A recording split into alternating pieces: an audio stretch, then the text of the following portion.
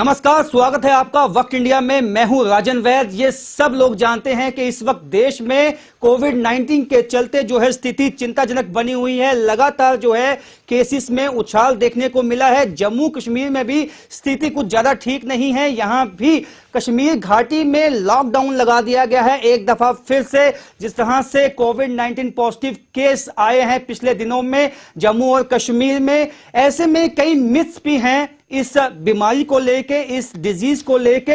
उन सभी जो मिथ हैं उनके ऊपर से हम पर्दा हटाएंगे आज हमारे साथ स्टूडियो में मौजूद हैं जाने माने फिजिशियन और खासकर जो इन्फेक्शियस डिजीजेस होती हैं इस तरह की, उसके expert doctor DS Jasrotia. Sir, बहुत बहुत मुबारक है आपका हमारे स्टूडियो में। स्वागत है सर आपका। सर, सबसे पहले मैं ये जानना चाहता हूं कि अब इस तरह की मिथ सामने आई हैं कि ये भी बातें निकल के आई हैं कि ये जो कोविड-19 है इसका ये अपने पीक तक पहुंचेगा, क्योंकि जुलाई और अगस्त तक कहा गया था कि ये अपने पीक तक पहुंचेगा, उसके बाद इसका जो है डाउनफॉल होगा। ये मिथ है, क्या वाकई ये सच्चाई है? नहीं, इसमें तो सच है कि अभी अपने पीक तक नहीं पहुंचा है। वो पीक तक पहुंचने में इसको 2-3 महीने से ज्यादा लग सकते हैं। कितना समय लगेगा पीक तक पहुंचने में, वो इस चीज पे डिपेंड करता है कि लॉकडाउन का क्या इफेक्ट रहा है और बाकी जो मेजर्स हैं सोशल डिस्टेंसिंग के वो कितने इफेक्टिव रहे हैं जी। अगर वो इफेक्टिव रहेंगे पीक तक पहुंचने में टाइम लगेगा, अदरवाइज अगले 2-3 महीने में पीक तक पहुंच सकता है जी। तो सर, जो अभी स्थिति है इसको आप कैसे आंकते हैं?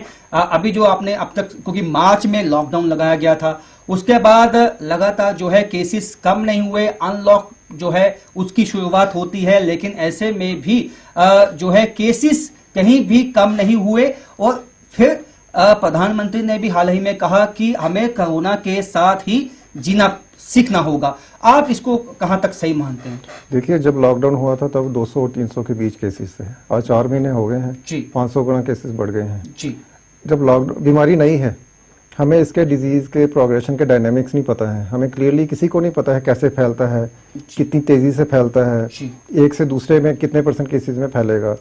तो उसको तब एक नाइवेट था, तब हमारे में एक बड़ा हमें भरोसा था कि 18 से 20 दिन का लॉकडाउन लगेगा, इसका साइकिल रुकेगा, मगर ये रुका नहीं। तब हमें ये चिंता होगी कि हमारा तो पूरा देश का अर्थव्यवस्था ही ठप होगी। हमें इन दोनों के बीच का कोई एक तालमेल निकालना है ताकि अर्थव्यवस्था भी चलती रहे और जो डिजीज का प्रोग्रेशन है उसको रोकने में हम पूरे ऐसे कदम उठाएं कि अर्थव्यवस्था ठप ना हो, बाकी चीजें भी इफेक्टिव ना हो। एज ए डॉक्टर मैं कहूंगा, अब अगर डॉक्टर से पूछेंगे इफेक्टिव क्या है, मैं कहूंगा कंप्लीट लॉकडाउन, मगर वो देश को नहीं चला पाएगा जी। ठीक है, तो तब तक हमारा ये होना चाहिए कि जब तक लॉकडाउन, जब पार्शियल लॉकडाउन, जब अर्थव्यवस्था पे जो कोई अंकुश लगे हैं वो तब तक लगे रहेंगे जब तक हम अपनी कैपेसिटी बिल्ड नहीं करेंगे जी। मगर जहां तक जो भी हर एक को लगता है, हर एक नागरिक को लगता है, हर सरकार में बिना किसी चूक के किसी भी स्टेट में कैपेसिटी बिल्डिंग उस हिसाब से नहीं हुई जैसे डॉक्टर्स ने एक्सपेक्ट किया है जी। ठीक है जी। तो सर, आपको लगता है कि इम्यूनिटी को बूस्ट करना ही इसका एक समाधान है? और जो प्रिकॉशंस बताई गई हैं, मास्क पहनना है, सैनिटाइज करना है हाथों को, सोशल डिस्टेंसिंग रखनी है, ये कहां तक सही आपको लगता है इस वक्त? देखिए, इसका मैं आपको बताता हूँ ये कैसे फैलता है। जब वो चीज समझ में आएगी तो बड़ा सिंपल हो जाता है कैसे जी। ये ड्रॉपलेट और कॉन्टैक्ट प्रिकॉशंस हैं। किसी ने खांसा, आपके जो स्क्रीशंस हैं उससे वो हवा में गई, वहीं पे गिर गई आपके 1 मीटर के दायरे में जी। उसके कांटेक्ट में जो भी पर्सन आएगा जी, जो ऑब्जेक्ट आएगा, उसको कोरोना वायरस टच कर लेगा जी। अगर वो ऑब्जेक्ट है अगले 2-3 दिन तक वो आगे इन्फेक्ट कर सकता है जी। अगर यही इसका हर लॉकडाउन का या सोशल डिस्टेंसिंग का यही प्रिंसिपल है जी, कि ये 3 फुट से 1 मीटर से आगे नहीं जाएगा जी।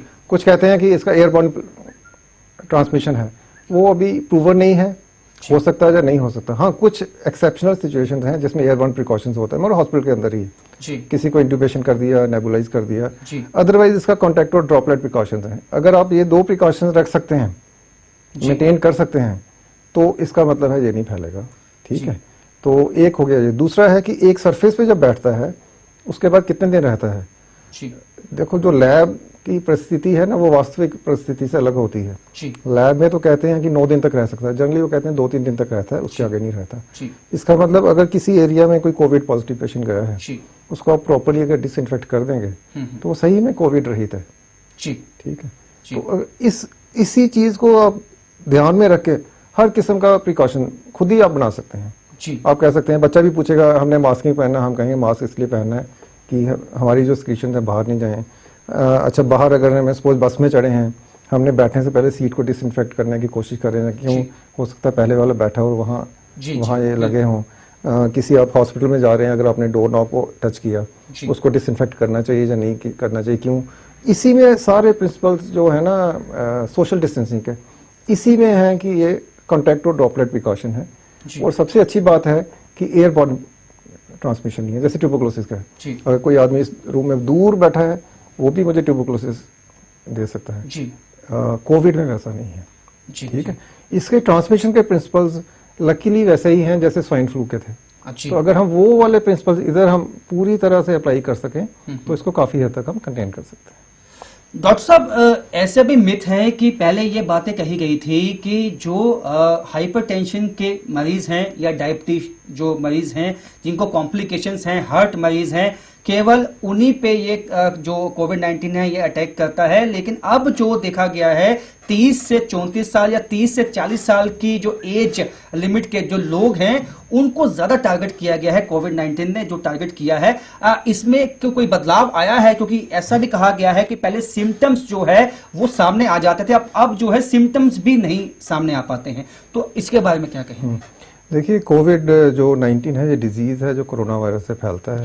ठीक है, और इसमें आपको ये पहले इंक्यूबेशन पीरियड की एक, अगर मैंने टच किया तो मुझे कितने दिन में हो सकता है? 2 से 12 दिन में होता है, इसलिए 14 दिन का क्वारंटाइन पीरियड रखा है। जनरली 5 से 10 इसका इंक्यूबेशन पीरियड होता है। अगर 12 दिन तक लक्षण नहीं आएंगे तो नहीं आएंगे। उसके बाद डिजीज 2 किस्म का है, एसिम्प्टोमेटिक और सिम्प्टोमेटिक। जो एसिम्प्टोमेटिक है उसमें वो डिजीज तो ट्रांसमिट कर पाएगा पर उसमें लक्षण कोई नहीं है। वो सबसे गंभीर परिस्थिति है, क्योंकि वो आदमी हर जगह घूम सकता है, उसको कोई रोकेगा नहीं, अपने आप में भी कोई अंकुश नहीं है उस पर। ठीक है, क्योंकि वो समझता है वो ठीक है। और ऐसा पाया गया है अलग अलग कंट्रीज में और एक ही कंट्री के अलग अलग स्टेट्स में 1/4 से लेके आधे केसेस जो हैं एसिम्प्टोमेटिक पेशेंट फैलाते हैं। ठीक है, तो ये इंपॉर्टेंस है एसिम्प्टोमेटिक। तो सर पहचान कैसे कर सकते हैं? अब अगर किसी को केवल टेस्ट करके ही हम इसकी पहचान कर सकते हैं, या कहीं जैसे हमने सोशल मीडिया में भी देखा कि सांस रोक लीजिए, इस तरह की मिथ है कि लोग घर में 1 मिनट तक सांस रोकते हैं। इस तरह की कुछ और भी टेक्निक्स हैं जिसके जरिए हम बिना टेस्ट किए ये जान पाए कि हमें देखिए जो इसका प्रमाण है ना वो टेस्ट है जी। बाकी हर चीजें हमें उस प्रमाण की तरफ लेती हैं जी। मुझे खांसी हुई, मैंने प्रमाणित कैसे करना है उसको, वो टेस्ट है, प्रमाण इसका टेस्ट है। टेस्ट के बिना प्रमाणित नहीं हो सकता, उसके तब तक शंका ही रह सकती है। ठीक है, वो कंट्रीज जिसमें टेस्टिंग पॉसिबल नहीं है, जब कुछ ऐसी कंट्रीज जिसमें टेस्टिंग इतनी मतलब लोग इतने ज्यादा इफेक्टेड हैं कि सभी की टेस्टिंग पॉसिबल, जैसे इंग्लैंड में वो कहते हैं अगर आपको लगता है माइल्ड डिजीज है घर पे बैठिए, आपको प्रमाण करने की आवश्यकता भी नहीं है क्योंकि दवाई तो कोई है नहीं। प्रमाण हुआ या नहीं हुआ, दवाई तो लेनी नहीं आपने, इससे अच्छा है कि वो टेस्ट कोई और वो कर ले जो ज्यादा नीडी हो। तो टेस्ट के बिना प्रमाण इसका संभव नहीं है। जी, मैंने ये सवाल इसलिए पूछा था कि कई दफा ऐसा होता है कि मैंने कई लोगों से जब हम बात करते हैं तो वो कहते हैं कि हमने 1 मिनट तक सांस रोकी थी, हमें लगता है कि हम बिल्कुल ठीक हैं, तो वो अपना टेस्ट करवाने भी नहीं जाता है। तो ऐसे लोगों को आप क्या कहना चाहेंगे? मैं कहूँगा देखिए, कोरोना जो है 50% से 25 से 50% वो लोग फैलाते हैं जिनमें कोई सिम्टम नहीं है। तो जिसमें सिम्टम नहीं है वो 1 मिनट या 2 मिनट तक सांस रोक सकते हैं। ठीक है, हाँ, जिसको सिम्टम आना शुरू हो गए सीरियस, वो तो सांस नहीं रोक पाएगा। वो कोरोना क्या है, वो तो निमोनिया वाला भी नहीं रोक पाएगा। इसलिए ये मिथ है। ये मिथ है कि आपने 1 मिनट तक सांस रोक लिया, आपको उस वक्त कोरोना नहीं है या नहीं है ये कहना मुश्किल है। हाँ, इससे इतना ही साबित होता है कि आप सांस रोक सकते हैं बस। इसके साथ ही मेरा एक सवाल है, ऐसा भी मुझे देखने को मिला है कि कई लोग जो है अपना टेस्ट करवाते हैं, रिपोर्ट नेगेटिव आती है, खुश हो जाते हैं, उसके बाद उनको लगता है उनको अब कोरोना नहीं होगा। तो ऐसे लोगों को क्या कहना चाहिए? देखिए, ऐसे बहुत से ऐसे बड़े ही ज्यादा उदाहरण हैं, क्योंकि देखिए इसका इंक्यूबेशन पीरियड 2 से 12 दिन है। जी। मैंने 5वें दिन टेस्ट करवाया, टेस्ट नेगेटिव आया जी, हो सकता है मुझे 12वें दिन हो। ठीक है, ऐसे बड़े ज्यादा उदाहरण हैं। 5वें दिन का टेस्ट नेगेटिव होता है, 10वें दिन का पॉजिटिव होता है। तो उनसे यही हम कहेंगे कि आप प्लीज 14 दिन का जो इंक्यूबेशन क्वारंटाइन पीरियड है, चाहे सेल्फ क्वारंटाइन है, होम क्वारंटाइन है, इंस्टीट्यूशनल क्वारंटाइन है, उसका पूरा पालन कीजिए। 14 दिन लास्ट कांटेक्ट के बाद ही हम कह सकते हैं कि आपको कोरोना नहीं है। डॉक्टर साहब, एक सबसे बड़ा जो मिथ है कि लोगों का ये सवाल है कि ये सब जानते हैं कि इसकी मेडिसिन नहीं है, ट्रीटमेंट नहीं है, फिर लोग जो ठीक हुए हैं वो कैसे ठीक हो गए? देखिए, ये वो बीमारी है जिसमें से 97% खुद ही ठीक हो जाएंगे। वो हमारे बॉडी में इतनी कैपेसिटी है, रेजिस्टेंस चाहिए, हाँ, रेजिस्टेंस है, इम्यूनिटी है, जो स्ट्रेंथ है कि 97% केसेस में कुछ नहीं होगा। देखिए, अब छत से एक छत है, उसमें से 10 लोग गिरते हैं, 2 को तो हाथ पांव नहीं टूटेंगे ना, हम उनको लेकर तो नहीं चल सकते ना कि छत से कूदना चाहिए, ठीक है ना। इसलिए कोई भी बीमारी, बड़ी कम बीमारियां जैसे रेबीज है 100% फर्टिलिटी अगर हो जाए, ठीक है, इबोला है ऑलमोस्ट 99% फर्टिलिटी है बिना इलाज के। ज्यादातर बीमारियों में कुछ लोग खुद स्वयं ही ठीक होते हैं, ठीक है। तो इसलिए वो मानना कि कुछ लोग जी बिना बीमारी के दवाई के ठीक हो गए, या कोई ऐसी दवाई लेंगे जो ऑथेंटिकेटेड नहीं है, वो किसी चीज का प्रमाण नहीं करती, किसी चीज का प्रमाण नहीं है। तो इसमें इसका नेचुरल साइकिल ही ऐसा है कि इसमें से 100 में से 95 से लेकर 97 लोग खुद ही ठीक होंगे, मगर बाकी 3 तो बड़े लोग हैं ना जी। हमारी आबादी 1 अरब 38 करोड़ है, 3% देखिए कहाँ जाता है जी। बिल्कुल। अच्छा सर, मैं ये भी जानना चाहूंगा, कुछ अस्थमा के पेशेंट्स हैं, क्योंकि ऐसा कहा जाता है कि कोविड-19 सीधे जो हमारा रेस्पिरेटरी सिस्टम है उस पर अटैक करता है, तो कुछ अस्थमा के पेशेंट्स हैं, उनमें काफी एक डर है, फियर साइकोसिस उनके अंदर हो चला है कि हम ज्यादा इसको जो है इसके लिए प्रोन बन चुके हैं। उनको क्या कहना चाहेंगे, क्या किस तरह की प्रिकॉशंस कर सकते हैं? देखिए, जो भी इसमें कोविड में 3% तो लोगों का डेथ रेट है जी, मगर डेथ रेट उनमें ज्यादा है जिनकी उम्र ज्यादा है जी, या जिनको और कोई अन्य बीमारियां हैं, ठीक है, जैसे कोई हार्ट का बीमारी हो गया, कोई स्ट्रोक हो गया, कोई रीनल फेलियर हो गया, एड्स हो गया, कोई कैंसर हो गया जी। इसलिए जैसे अस्थमा का पेशेंट है, उसमें अपनी कैपेसिटी कम है, जो हो सकता है स्टीरॉइड लेते रहे हों, ऐसे पेशेंट्स में वो जो डर है वो वाजिब है, वो वाजिब है, ध्यान रखना चाहिए, उनको ध्यान रखना चाहिए। देखिए, उम्र का क्या है कि यंग एज में इतना फैटल नहीं है, मगर 80 से ऊपर इसका 14% मोर्टेलिटी रेट है। इसका मतलब अगर 7 बुजुर्गों को होगा, एक बुजुर्ग की मृत्यु फर्टिलिटी रेट 1%। तो अब देखिए, किसी हॉस्पिटल में अगर 7 बुजुर्ग जाएंगे 80 से ऊपर और कोई एक कोविड पेशेंट है, वो सातों के साथ उसकी चपेट में आए, तो अगले 15 दिन में एक बुजुर्ग की मृत्यु हो सकती है। तो इतना घातक है 80 से ऊपर। 70 से 80 के बीच इसकी मृत्यु दर उससे आधी है 7%, वो भी कम नहीं है।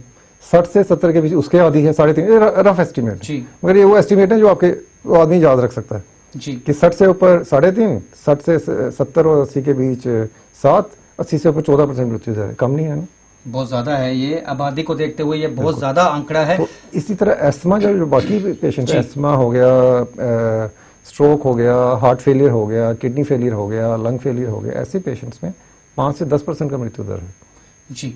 सर, इसके साथ साथ मैं जानना चाहूंगा कि अभी ये ट्रेंड देखने को मिला है, कई इलाके आपने देखा होगा, जम्मू में भी सील कर दिए, रेड जोन घोषित किया जाता है, कंटेनमेंट इलाका उसको घोषित किया जाता है। अगर आपके इलाके में कोई ऐसा कोविड पॉजिटिव केस आया है, उस इलाके में क्या प्रिकॉशंस आपको लगता है कि होनी चाहिए?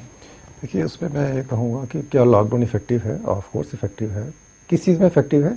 जो आपकी पीक है उसको डिले करेगा, तब तक आप कैपेसिटी बना लो। अगर आप कैपेसिटी नहीं बढ़ा पाए, लॉकडाउन का कोई मतलब नहीं रहता, एक चीज़। दूसरा है, अलग अलग कंट्रीज में पता चला है कि ये जो मेजर्स है ना, red zone, green zone, containment zone, इनका कोई ये मतलब ऐसा ये इस तरीके से फैलता है, इस छुपे हुए तरीके से फैलता है कि इनका कोई मतलब नहीं रह जाता। सोशल डिस्टेंसिंग में के एडिशनल जो भी मेजर्स हैं उनका कोई मतलब नहीं है जी, ठीक है। आपका कहना है कि अगर मास्क पहनते हैं या सोशल डिस्टेंसिंग रखते हैं या सैनिटाइज करते हैं हाथों को, तो इससे इफेक्टिव है, ये इफेक्टिव है। बाकी वो जो मैं बड़ा एग्जांपल देता हूँ, देखिए कंट्री में लॉकडाउन रहा जी, आज 4 महीने हो गए जी, 120 दिन, 4 महीने भी नहीं, 120 दिन में 500 गुना बढ़ा जी। बिल्कुल बिल्कुल, ठीक है, आंकड़े हमारे सामने हैं, आंकड़े सामने हैं। जो चीज भी रुकेगी वो सोशल डिस्टेंसिंग और वो जो कंटेक्ट प्रिकॉशन है उनसे रुकेगी। इस तरीके से नहीं रुक सकते कि आपके एक घर में अगर आपके कोरोना मिला, पूरी आपने आबादी सील कर दी। मैं नहीं कह रहा कि वो मेजर चलो अपनी जगह ठीक है जी, मगर वो उसके बियॉन्ड इफेक्टिव है या नहीं है, इसमें एपिडेमियोलॉजिस्ट भी कहते हैं हम साइलेंट है, हम नहीं कहते कि उसके ऊपर इफेक्टिव है या नहीं। लेकिन सर, आपने देखा होगा कि जब से ये कोविड-19 के जो केसेस सामने आने शुरू हो गए, बाकी जो केसेस थे, आप लोगों का ये भी सवाल है कि बाकी केसेस जो हैं वो क्योंकि डेथ रेट हमारे अगर इंडिया में टीवी से कितना था या लीवर जो साइरोसिस बीमारी थी उससे कितना था, हार्ट पेशेंट कितने थे, लेकिन आज जो भी जिसकी भी मृत्यु होती है ये कहा जाता है कि इसको कोविड-19 है। ये एक मिथ फैल जाता है कि इसको कोविड-19 है। तो आपको लगता है कि या उन पेशेंट्स को देखा नहीं जा रहा है या ये एक तरह से एमलगमेशन हो चुका है दोनों का बीच में? देखिए, जो लॉकडाउन था तब जब शुरू किया गया हम सभी को होप थी और सभी ने बड़ा ऑप्टिमिस्टिकली इसको लिया, आशावादी रूप में लिया कि हम कैपेसिटी बिल्ड करेंगे। मगर आप एडमिनिस्ट्रेटर्स को छोड़ दो जी, अब उन डॉक्टरों से पूछो जी, उन डॉक्टरों से भी नहीं जो ऊपर बैठे हैं जी, आप जो ग्राउंड पे काम करते हैं, आपने उनसे पूछना है। एक सर्वे करवा लो आप सीक्रेट बैलेट से जी, कोई भी नहीं कहेगा, जम्मू कश्मीर में नहीं जी, दिल्ली में भी, महाराष्ट्र में भी, चेन्नई में भी, देश भर जिनके भी मैं संपर्क में रहा हूँ, कोई भी नहीं कहेगा कि इन्होंने प्रॉपर कैपेसिटी बिल्डिंग की है जी, कोई भी नहीं कहेगा। एक चीज हर कोई कहेगा कि इसकी वजह से वो बेचारे गरीब, खासकर जो नॉन कोविड थे, उनकी जो सफरिंग है उसका किसी को अंदाजा नहीं जी। बिल्कुल। तो आपने कैपेसिटी बिल्ड नहीं की है, आपने जो कैपेसिटी पहले ही थी उसको कोविड के लिए रख लिया, और जो नॉन कोविड है वो कहाँ गए जी। बिल्कुल बिल्कुल। तो मेरी आपके चैनल के उसमें माध्यम से ये कहना है, और पता है हर एक को, ऐसा नहीं पता नहीं है जी, और अपनी तरह से कोशिश भी कर रही है अथॉरिटीज, हर एडमिनिस्ट्रेटिव कोशिश कर रहा है कैपेसिटी बिल्डिंग का, मगर जहाँ उनको फीडबैक नहीं है जी, जहाँ उनको कोई ज्ञान नहीं है, मगर कैपेसिटी बिल्डिंग हुई नहीं है। ठीक है, इसके साथ मगर अगर आप पूछेंगे किसी एडमिनिस्ट्रेटर से या किसी, वो कहेंगे हुई है। आपने पूछना उनसे है जो काम कर रहे हैं, एक चीज। दूसरा, लोगों से, कोई लोग कहते हैं कि कोई लोग कुछ मिले लोग जो कहते हैं नहीं जी कैपेसिटी बिल्डिंग प्रॉपर हुई है, नहीं हुई है। तो कैपेसिटी बिल्डिंग का मतलब है नॉन कोविड को आपने, नॉन कोविड के लिए जगह उतनी रखनी है, नई जगह आपने कोविड-19 के लिए रखनी है। सर, एज ए एक्सपर्ट मैं आपसे एक सवाल जानना चाहूंगा, क्योंकि इंडियन मेडिकल एसोसिएशन ने भी ये कहा है कि लगभग 100 के लगभग जो है डॉक्टर्स भी जो हैं जो कोविड-19 पॉजिटिव पेशेंट्स को देख रहे थे, उनकी मृत्यु हो गई है। तो डॉक्टर्स ने तो पीपीई जो किट है वो भी पहनी, जो प्रिकॉशंस थे वो भी लिए थे, फिर ऐसा कैसे हो गया? तभी तो है, इसलिए डिजीज नया है, इसके डायनामिक्स अभी तक पूरी तरह समझ नहीं आए हैं। अभी तक आप समझते हैं कि इसके डायनामिक्स जो है अभी तक समझ नहीं आ पाए हैं किसी के? देखिए, एक फैमिली एक रूम में रहती है जी, एक आदमी को कोविड होता है जी, बाकी 6 को नहीं होता जी। वो जो जिसको होता है वो हॉस्पिटल में जिस रूम में जाता है वहाँ सभी को हो जाता है। कोविड के डायनेमिक्स अभी पूरी तरह से अभी समझ नहीं आए हैं जी। तो इसलिए वो अपने प्रिकॉशंस लेने हैं। अगर उनको पीपी किट पहन के भी वो लगा है, तभी कहते हैं पीपी किट पहनने का मतलब नो रिस्क नहीं, नो रिस्क नहीं है, लो रिस्क है, LOW, लो रिस्क है। लो रिस्क है। पीपी किट से भी आपको लो रिस्क रहेगा। नो रिस्क हो गया कि आप स्पेस सूट पहन के आप मार्स में चले गए, मून में चले गए, वही नो रिस्क है। अदरवाइज अर्थ पे आप लो रिस्क है। जी। सर, इसके साथ साथ हम बात करेंगे जो घरों में जो देखा गया है, कुछ सामान आता है बाहर से, या हम सब्जी लेके आते हैं, या बाहर से कोई भी सामान आता है, अब लोगों में इतना डर हो गया है वो सब्जी को भी सैनिटाइज करते हैं। मैंने ऐसा लोगों को देखा है। तो ये मिथ जो है लोगों का, उसके बारे में कहिए। इस बारे में शुरू में ही BBC में एक आर्टिकल आया था, इंग्लैंड के लोगों में बड़ा वो था कि सुबह न्यूज़पेपर आते हैं, मिल्कमैन आता है, उन्होंने कहा था कि अगर ऐसा सवाल है इससे कोरोना नहीं होगा, कभी फैलेगा, उसका आंसर नो है, परंतु रिस्क इतना कम है कि आप इसको इग्नोर कर सकते हैं।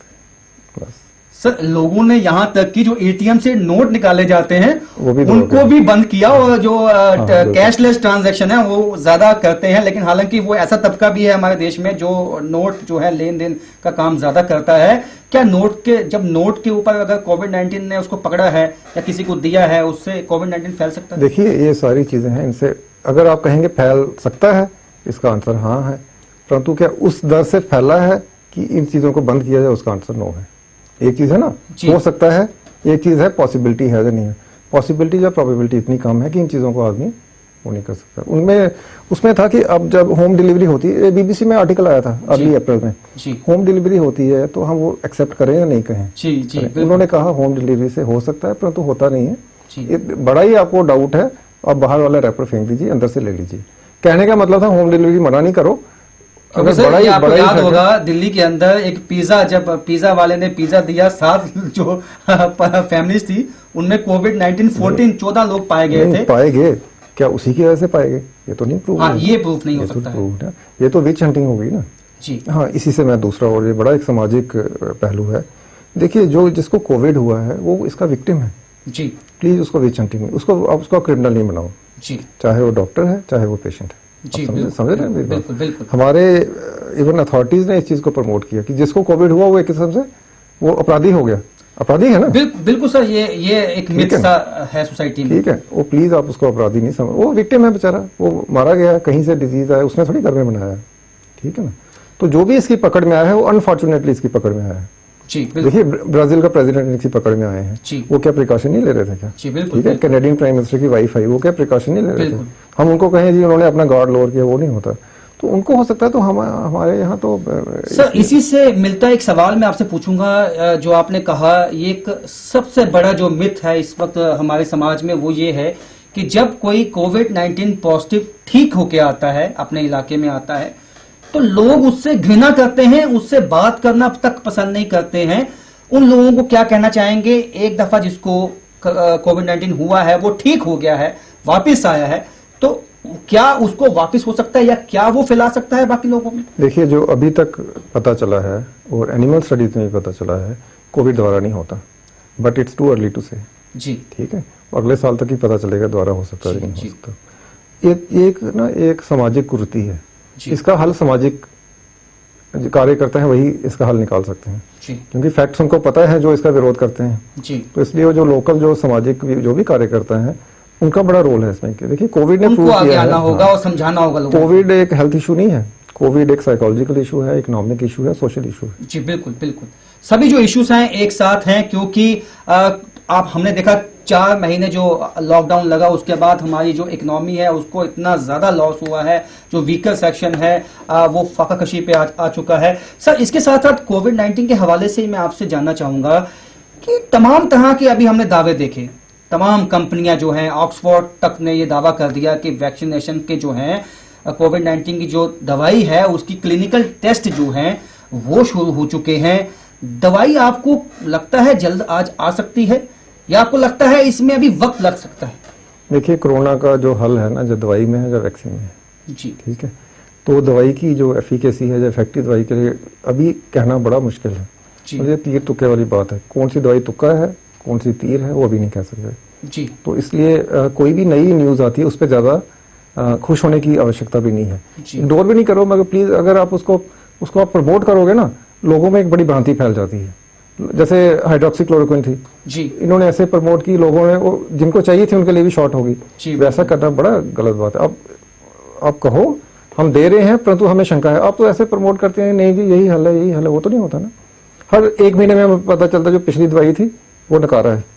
ऐसा इम्यूनिटी, इसी के साथ मेरा सवाल ये है, इम्यूनिटी बूस्ट की आपने बात की थी, तो क्या आप आयुर्वेदा को इंडोर्स करते हैं? देखिए, वो वैसा जो साइंस के लिए आयुर्वेदा एलोपैथी कोई ऐसी चीज नहीं है। जो भी चीज इफेक्टिव है, ठीक है, वो दोनों का पार्ट हो जाती है जी, और सिस्टम भी दोनों एक ही सिस्टम का पार्ट है। ऐसा कुछ नहीं है जिसकी जो भी दवाई इफेक्टिव आएगी वो वैसे यूज, मतलब दोनों आप कहेंगे सेपरेट सिस्टम है, वैसा नहीं है। सवाल ये है कि लोगों को ये समझ में नहीं इस वक्त है, लोग कंफ्यूज हैं कि ICMR जो है उसका कुछ और कहना है, ऑक्सफोर्ड यूनिवर्सिटी का, रशिया का, अलग अलग जो देश हैं अब वहां से ऐसी खबरें आती हैं कि वैक्सीनेशन जल्द ही आपको मिलेगी, तो लोग खुश हो जाते हैं। और आपने देखा होगा जब अनलॉक हुआ तो लोगों ने तमाम तरह के जो नियम थे, कानून थे, उनको ताक पे रख दिया, कोई प्रिकॉशन नहीं, मास्क तक नहीं। तो आपको लगता है जो ऐसी खबरें हैं कि दवाई जल्द आने वाली है, ये भी समाज में मिथ फैलाने का काम करती है? जब तक दवाई नहीं आएगी तब तक तो हम कह ही नहीं सकते आने वाली है, ठीक है। अभी तक ये है कि 2-3 दवाइयों ने इसमें थोड़ा रिजल्ट दिखाए हैं। डेक्सामेथासोन स्टेरॉइड है, बड़ा पुराना है, डेकाड्रॉन। ये किसके लिए इस्तेमाल होता है? पहले डेकाड्रॉन जो कोई जिसको अस्थमा हो गया, कोई सेप्सिस में चला गया, स्टेरॉइड हो गया ना जी जी, तो उन्होंने देखा कि इन्फ्लेमेशन कम करता है, सोजिश कम करता है अंदरूनी जी। उन्होंने देखा कि इंग्लैंड में देखा कि जिनको दिया जाता है लो डोज में सिक पेशेंट्स को, उनमें इसका मॉर्टेलिटी बेनिफिट हुआ है, मृत्यु दर कम हुआ है जी। मगर इसका स्पेसिफिक दवाई नहीं है जी। इसके इफेक्ट्स को कम करके पेशेंट को बचाती है, इसका मतलब वो भी स्पेसिफिक दवाई नहीं है। आप लेंगे या मैं लेंगे नुकसानदायक है। हाइड्रोक्लोरोक्विन जो दवाई है वो तो बाहर है, अच्छा, हाइड्रोक्सीक्लोरोक्विन बाहर है। रेमडेसिविर एक नई दवाई है, ये स्पेसिफिकली एंटीवायरल है। जी। इसने मोर्टेलिटी कम नहीं किया, मगर जी। इसने जो सिक पेशेंट का ड्यूरेशन था हॉस्पिटलाइजेशन का वो थोड़ा कम किया है। जी। मगर ये भी इमरजेंसी यूज ऑथराइजेशन है। जब एक महामारी फैलती है, वो भयंकर महामारी होती है, फिर जो नॉर्मल रेड टेपिज्म है ना, जी। हर ड्रग अथॉरिटी को उसको साइड में रख देते हैं। जी। वो कहते हैं कुछ तो चले काम। हम्म। तो ये सारी वो दवाइयां हैं जो अभी इमरजेंसी यूज के लिए ऑथराइज हो गई हैं, यूज हो रही हैं। समय बताएगा कौन सी इफेक्टिव है, कौन सी नहीं है। प्लाज्मा थेरेपी है, जी। दिल्ली में हेल्थ हाँ, मिनिस्टर दिल्ली में इसका इस्तेमाल किया गया उन्होंने है बड़ा कि- प्रमोट किया, परंतु कोई साइंटिफिक एविडेंस नहीं है कि ये इफेक्टिव है। जी। ठीक है, जी। तो इसलिए उनको उसको मतलब आपने आंखें बंद करके भी प्रमोट नहीं करना, इग्नोर भी नहीं करना है। प्लीज आप प्रमोट भी नहीं करें। प्रमोट करेंगे जिनको चाहिए होगा ना, उनके लिए दिक्कत हो जाती उनके लिए दिक्कत हो जाएगी। है। तो आज की इन शॉर्ट आप मुझे कहेंगे स्पेसिफिक एंटी कोविड मेडिसिन है, उसका आंसर है नो। जी। कुछ मेडिसिन हैं जो थोड़ी इफेक्टिव हैं, उसका आंसर है हाँ। एसिम्प्टोमेटिक पेशेंट के लिए, एसिम्प्टोमेटिक कोविड के लिए, जब माइल्डली सिम्प्टोमेटिक कोविड के लिए कोई दवाई है, उसका आंसर है नो। बस। सर, जो जिसको कोविड-19 पॉजिटिव जिसका निकला है, उसका सर्वाइवल ड्यूरेशन क्या रहता है? अच्छा, कि उसमें कितनी देर रहता है? हाँ, मतलब और उसका सर्वाइवल मतलब ऐसा, अगर उसने 14 दिन निकाल दिए, कोविड-19 हाँ। पॉजिटिव है, हाँ। तो हम उसको ठीक मानेंगे? अच्छा, हम इसी को ट्रीटमेंट मानेंगे? उसमें यह है जो 14 दिन है ना, वो है इंक्यूबेशन पीरियड। जी। उसमें डिजीज कितना, एसिम्प्टोमेटिक में डिजीज होगा नहीं। जी। माइल्ड सिम्प्टोमेटिक में जर्नी 7 से 10 दिन ठीक हो जाए। जुकाम है, हल्का जुकाम, जी। जी। ठीक है। जो सीरियस पेशेंट है वो तो हफ्तों रह सकते हैं। जी। ठीक है।